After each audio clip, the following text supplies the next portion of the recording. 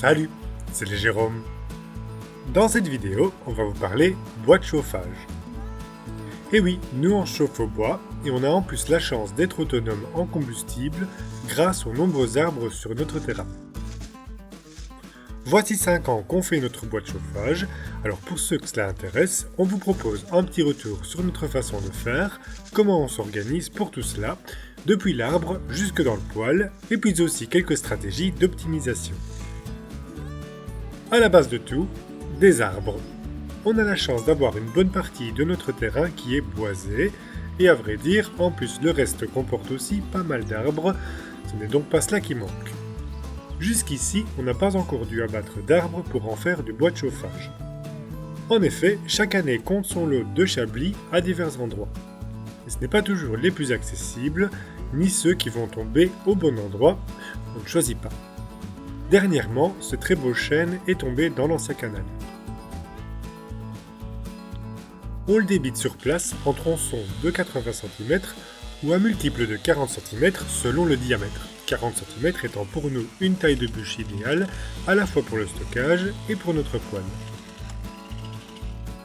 Bon alors, comme ce chêne est vraiment gros, pour le fût principal, on va tout de même réfléchir à comment on pourrait utiliser le bois en bois d'œuvre plutôt que pour le chauffage, surtout qu'on en a suffisamment. Le plus dur sera le transport pour le séchage si on veut faire de grosses pièces. Bref, on doit encore y réfléchir et ce sera pour plus tard. Et on a affaire ailleurs, car dernièrement ce frêne est tombé à la prise d'eau de l'étang, emportant avec lui une bonne partie du mur qui fait la bordure. Un truc à réparer à l'occasion. Et encore plus dernièrement, on a remarqué cette épées de frêne au-dessus du mur de l'ancien canal qui penchait dangereusement. On a senti venir le truc et on a retiré le câble électrique aérien qui connectait la remise.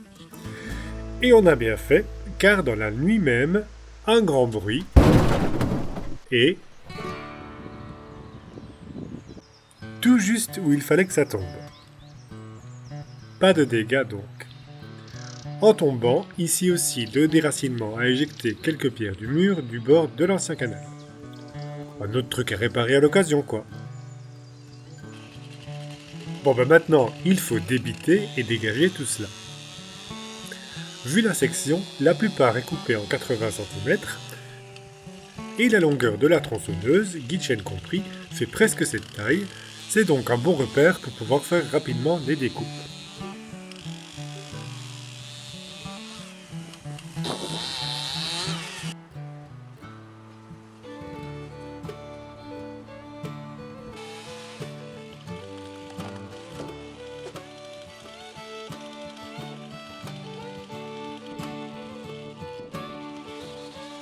Le bois est débité et débardé vers la zone où il sera coupé, fendu et stocké.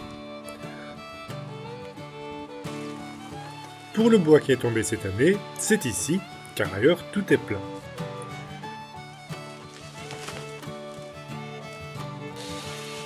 Les plus gros ici sont directement coupés à 40, sinon ce n'est pas transportable.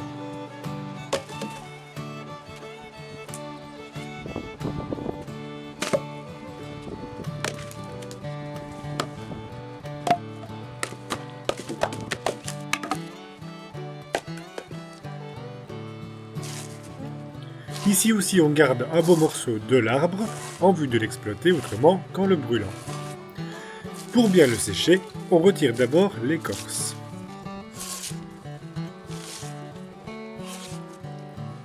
Le frêne est en bois assez nerveux, aux longues fibres, pas très intéressant pour du bois de structure, mais étant très élastique, il fait un très bon candidat pour des manches de type.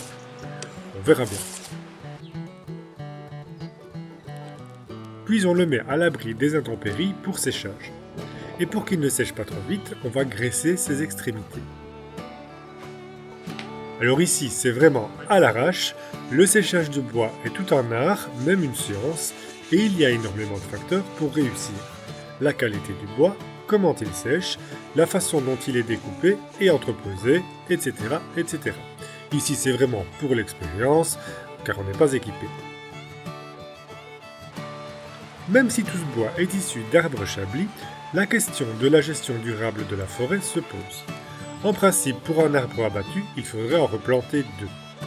Et de ce point de vue, on a encore une fois beaucoup de chance, car il y a une très belle régénération spontanée de toutes les essences un peu partout. Bon, étant en forêt, c'est peu surprenant en fait. On fait quand même quelques transplantations de jeunes pousses quand celles-ci prennent place à un endroit qui nous arrange peu, comme sur un chemin par exemple. À vrai dire, le vrai du travail devrait même consister en la gestion de la régénération pour permettre aux arbres choisis de pouvoir se développer plus rapidement, par éclaircissement par exemple. Mais sinon, on a fait le calcul, qui est assez simple à faire même si c'est très approximatif. On estime qu'il nous faut 4 à 5 arbres de taille moyenne par an pour nous chauffer. Bon, parfois moins, parfois plus, ça dépend vraiment des essences, des diamètres et bien sûr de la rigueur de l'hiver. Comptant qu'il faut 30 ans à un arbre pour atteindre une taille exploitable, il nous faut donc une régénération échelonnée de 150 arbres pour être autonome, et ce, durablement. Et notre terrain abrite immensément plus d'arbres que cela, on est vraiment loin du compte. D'autant que, comme on l'a dit, on ne coupe pas d'arbres à cet effet. Enfin, oui, mais ceci n'est valable que pour les feuillus, qui est le bois avec lequel on se chauffe. Car en effet, on a abattu des résineux pour éclaircir notre jardin, et ceux-là, ils nous servent à faire notre eau chaude, que ce soit pour la douche ou pour la lessive, et parfois on en utilise même pour cuisiner.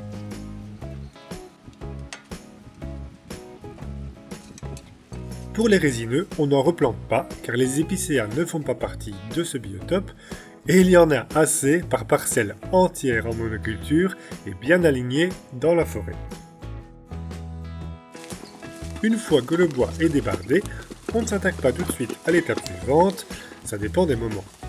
Il y a des jours comme ça où on se sent d'attaque pour une journée bois. Et une belle journée fraîche d'hiver fait très bien l'affaire car, comme on dit, le bois chauffe plusieurs fois.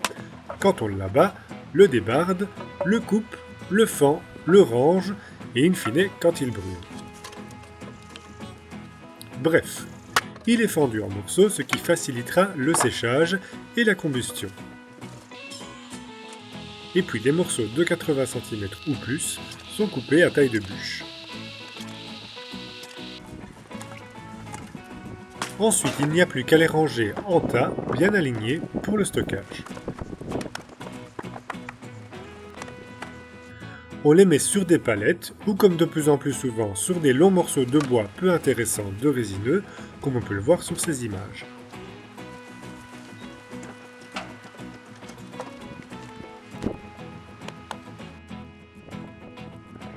Et sous la machine à couper le bois, un sac pour récupérer la sciure. Et oui, car cela nous vient bien à point pour la litière de nos toilettes sèches.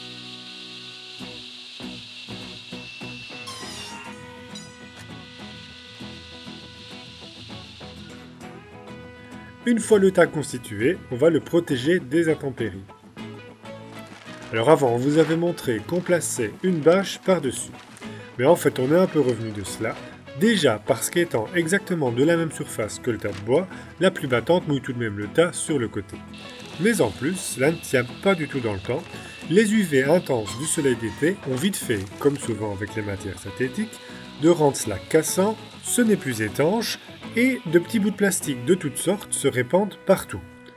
Pas fameux. Il existe des bâches au grammage plus élevé, certainement plus durables, mais hors de prix et au final le problème n'est que retardé. Alors maintenant, on réutilise des vieilles tôles d'acier, plus toutes jeunes. C'est moins joli et un peu plus fastidieux, mais c'est très efficace et beaucoup plus durable à notre sens, sans compter que c'est de la récup. Pour bien sécher, il faut aussi que le tas de bois soit disposé à l'extérieur, car le vent doit pouvoir le traverser. Contre un mur, cela est moins efficace, enfin en principe, car on l'a déjà fait, et le bois a bien séché tout de même, mais il était en plein soleil. Pour le futur, on aurait un projet de construire un abri à bois plus durable, qui nous permettrait de ne plus devoir gérer les multiples tas de bois un peu partout, et aussi leur couverture. Mais c'est juste une idée pour le moment, alors on n'en dit pas plus. Après 2 à 3 ans, le bois est suffisamment sec pour être brûlé et bien chauffé. et évidemment on va se servir dans les tas de bois les plus anciens. C'est important de ne brûler que du bois sec qui chauffe mieux, alors qu'un bois humide fait chuter le rendement drastiquement, car la chaleur du feu sert à faire évaporer l'eau contenue dans le bois, et la température ne pouvant monter suffisamment, la combustion n'est pas parfaite, ce qui pollue et encrasse les conduits de cheminée. Le taux d'humidité du bois doit donc idéalement être sous les 18 ou 20%. Alors il faut faire attention à ce taux annoncé, car dans le domaine du bois de chauffage, on parle d'humidité du bois sur la masse sèche, c'est-à-dire le pourcentage d'eau par rapport à la masse du bois sec. Alors qu'il existe une autre façon de quantifier l'humidité du bois, calculée sur la masse brute, c'est-à-dire le pourcentage d'eau sur le poids total du bois, donc eau comprise, au moment de la mesure. Il faut donc savoir comment l'appareil mesure cette humidité. On peut facilement convertir un taux à un autre avec une formule simple, mais il est plus facile de retenir que dans le cas d'humidité sur la masse brute, le taux doit être inférieur à 15 ou 17%. Au début, on avait un peu de mal à avoir du bois bien sec, car on n'avait pas le stock suffisant, mais maintenant ça va. On ramène donc le bois depuis l'état vers un abri plus petit situé sous la terrasse. Et puis il est transféré au fur et à mesure des besoins vers l'armoire à bois à l'intérieur, en plein hiver, une fois par semaine. Alors pourquoi est-ce qu'on fait comme ça?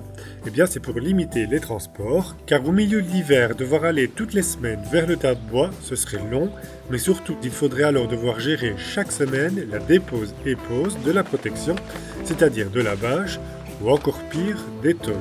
Mais non, c'est dans l'autre sens,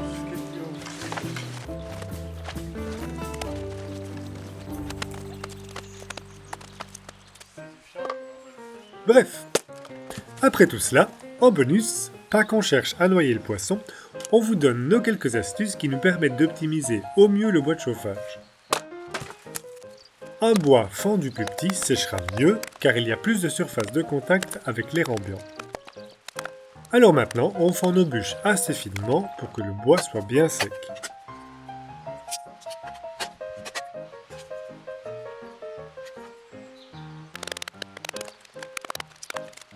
Et puis cela nous permet de les ajouter aux tas existants pour bien les serrer comme des sardines, ce qui stabilisera même mieux l'état.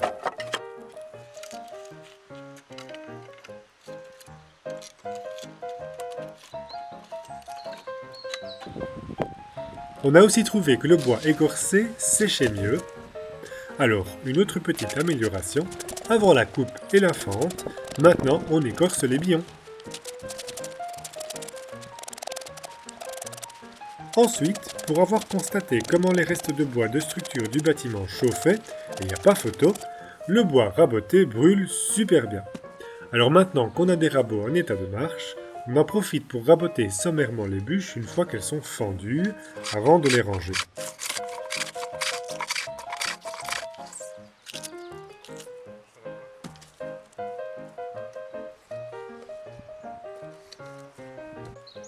Comme on vient de le dire, une fois rangé, l'air doit pouvoir circuler au travers du tas. Ce n'est pas si évident, le vent n'est pas toujours de la partie où il fait trop froid. Donc, on n'hésite pas et on place des petites chaufferettes électriques dirigées vers les tas de bois pour aider au séchage. Finalement un peu comme les industriels qui font sécher le bois dans des fours.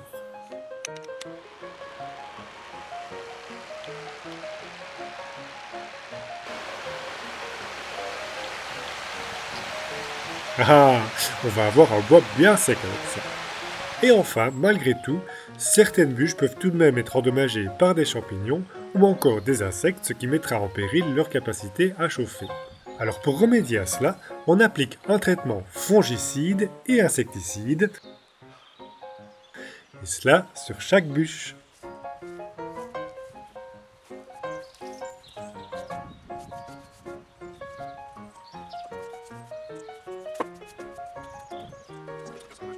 Voilà donc pour nos quelques astuces.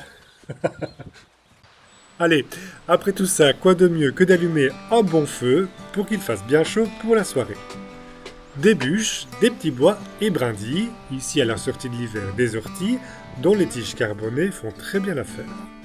Disposés en ordre inverse, c'est-à-dire les plus gros morceaux en bas, en y déposant ensuite des bois de plus en plus petits jusqu'aux brindilles. Et oui, depuis peu, on fait des allumages par le haut et on trouve que cela est assez efficace. Mais aussi, cela serait plus écologique car ce type d'allumage brûle mieux les fumées de démarrage en atteignant plus rapidement des hautes températures. Et on peut voir ici d'ailleurs la deuxième combustion, derrière, par l'arrivée d'air secondaire.